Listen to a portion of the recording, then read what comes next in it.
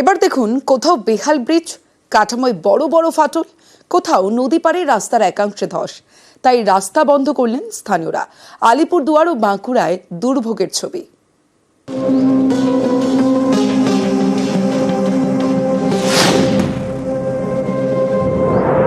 দুদিকে কাঁচা রাস্তা, মাঝে ব্রিজ, সেটাও বেহাল। আলিপুরদুয়ার ১ নম্বর ব্লকের মথুর গ্রাম পঞ্চায়েত। এখানকার মথুরা ডিভিশনের বাসিন্দাদের বড় ভরসা এই ব্রিজ।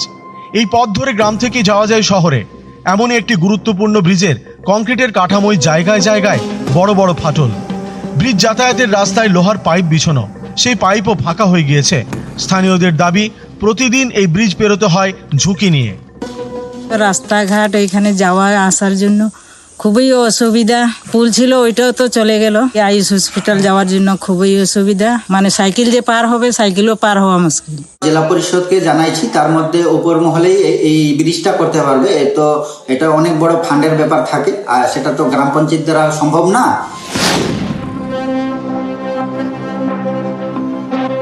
বাঁকুড়া শিমলাপাল, এখান দিয়ে বয়ে গিয়েছে শিলাবতী নদী। প্রতি বছর বর্ষায় ফুঁসে ওঠে নদী, দুপার ভাসিয়ে দেয়, জলমগ্ন হয়ে পড়ে বিস্তীর্ণ এলাকা। বর্ষা পেরিয়ে এখন শীত, শিমলাপালের নদী পাড়ের রাস্তায় নেমেছে ধস। নদীর পাড় ধরে প্রায় 12টি গ্রাম। স্থানীয়দের দাবি, প্রতি বছর একটু একটু করে ভাঙছে নদীর পাড়, তলিয়ে যাচ্ছে জমি। তেমনি আখড়ো এবং সাইডির মাঝের রাস্তায় একাংশে ধস নেমেছে, এতেই ছড়িয়েছে আতঙ্ক। নদীর যা দিক পরিবর্তন, সেই পরিবর্তনের পাশাপাশি আমাদের গ্রামের রাস্তা ভাঙন তৈরি হয়েছে, যার ফলে যাতায়াতের প্রচুর সমস্যা। নদীতে যদি বালি তোলা হয়, কয়মা বলে জায়গাটার নাম, সেখানে বালি খাদান হয়েছিল।